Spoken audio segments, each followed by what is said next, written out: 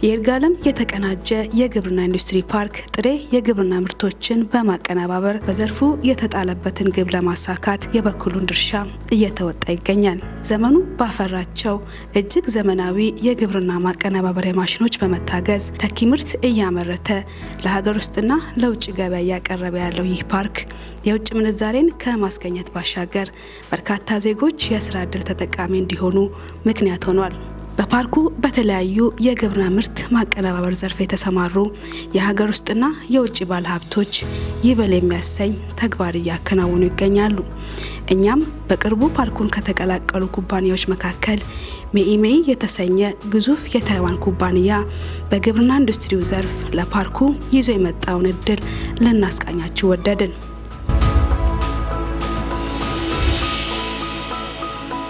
የግብርና ማቀነባበሪያ ፋብሪካዎች ጥሬ የግብርና ምርቶችን በብዛትም በጥራትም ማግኘት እንዲችሉ የሲዳማ ኢንዱስትሪ ፓርኮች ልማት ኮርፖሬሽን ትኩረት ሰጥቶ እየሰራ ይገኛል።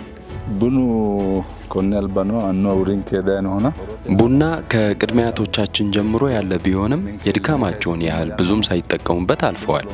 እኛም ብንሆን ገበያ ላይ የነበረውን ዋጋ በማየት ነቅለን ባህር ዛፍ እስከ መትከል ደርሰን ነበር።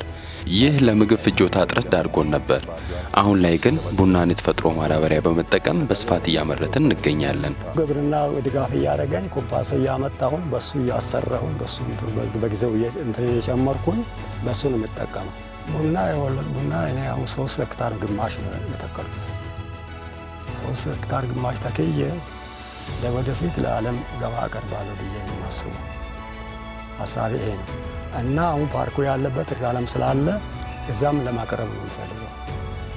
በኢትዮጵያ ደረጃ የሚፈለገው ቡና ኦርጋኒክ እስከሆነ ድረስ ዓለምም ደግሞ ተቀባይነት ያለው ኦርጋኒክ ቡና እስከሆነ ድረስ ኮምፖስት በሰፊው ነው የሚዘጋጀው። እያንዳንዱ አርሶ አደር በነፍስ ወከፍ ኮምፖስት እንዲያዘጋጅ ይደረጋል።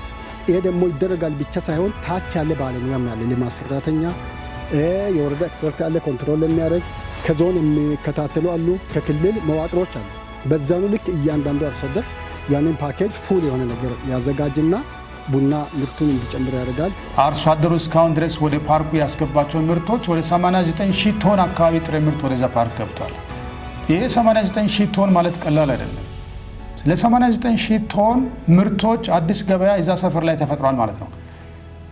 በሲዳማና ዙሪያ ገዴኦ፣ ወላይታ፣ እዚህ አርሲ አካባቢ ያለ ወተት የሚያቀርብ ስንዴ የሚያቀርብ ካለ ወደፊትም ሰፊ ገበያ እዛ እየተፈጠረ ነው ያለው ማለት ነው።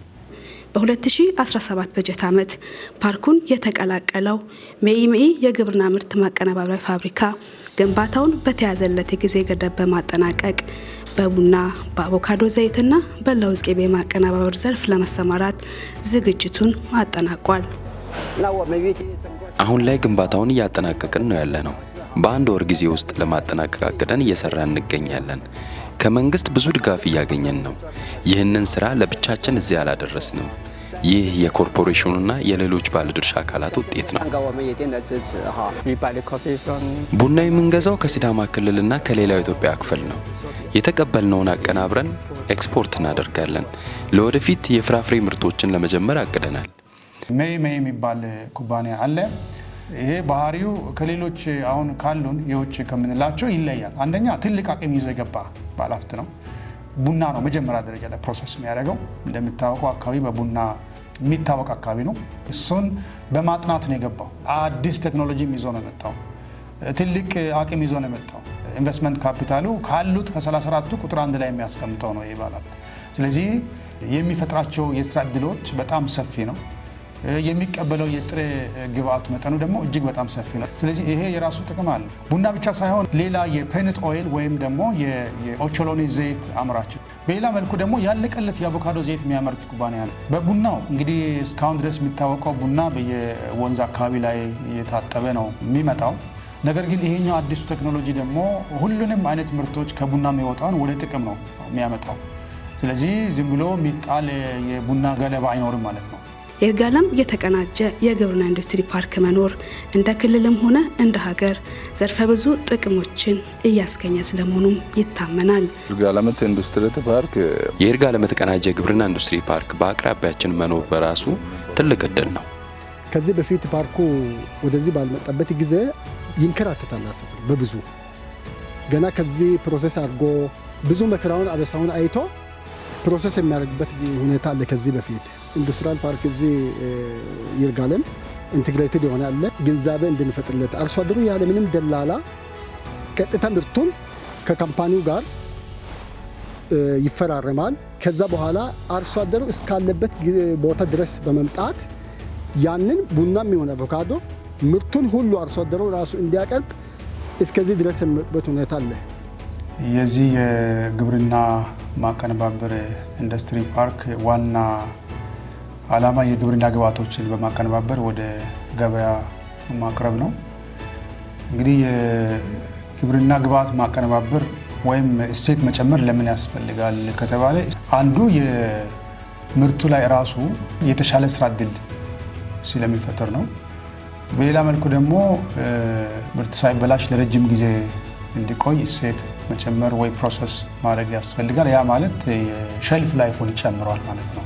በሌላ መልኩ የምግብ ዋስትና ለማረጋገጥ ራሱ የራሱ አስተዋጽኦ አለው። እውቀትና የቴክኖሎጂ ሽግግር ደግሞ ያመጣል። ኮርፖሬሽኑ የሀገር ውስጥና የውጭ ባለሀብቶችን በሚፈለገው ልክ ወደ ፓርኩ ለመሳብ አገልግሎትን በማዘመን እንደ ሀገር የተቀመጡ የባለሀብት ማበረታቻ ፖሊሲዎችን ተግባራዊ እያደረገ ይገኛል።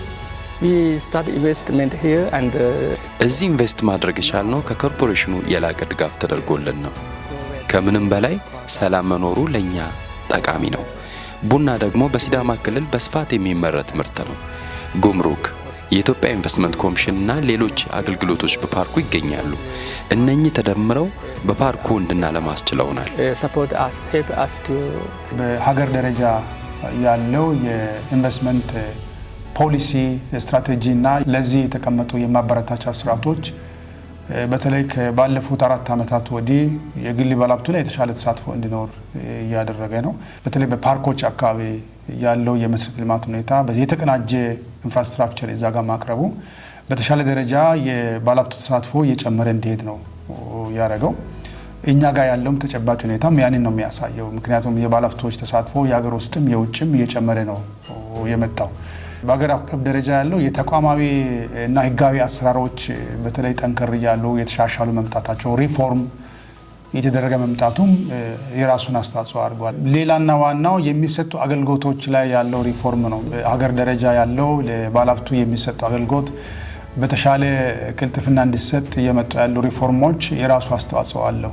ከቅርብ ጊዜ ወዲህ የመጣው የመሶብ አገልግሎት የሚባለው በእኛ ቋንቋ የአንድ ማዕከል አገልግሎት ብለን ቀደም ብለን የምንጠራው ይህ ትግበራ ውስጥ መገባቱ ደግሞ ባለሀብት በቶሎ ወደ ስራ እንዲገባ የታለመለት ግብ እንዲያመጣ የውጭ ምንዛሪ እንዲያስገኝ ከውጭ የምናስገባቸው ምርቶች ደግሞ ሳብስቲቱት እንዲያደርግ እና አጠቃላይ ስራ ዕድል እንዲፈጥር ከዛም ያለፈ ጥቅም አለው።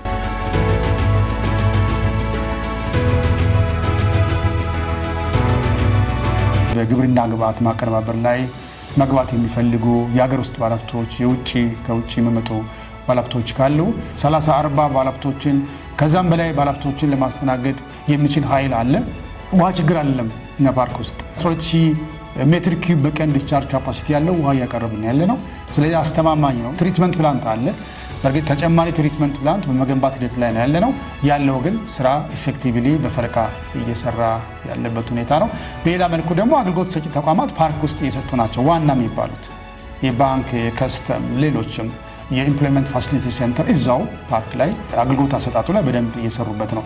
የውጭም የሀገር ውስጡም ባለሀብቶች በይርጋለም የተቀናጀ ግብርና ኢንዱስትሪ ፓርክ ገብታችሁ ኢንቨስት አድርጉ፣ ተጠቀሙ የሚል መልእክት ለማስተላለፍ ፈልጋለሁ።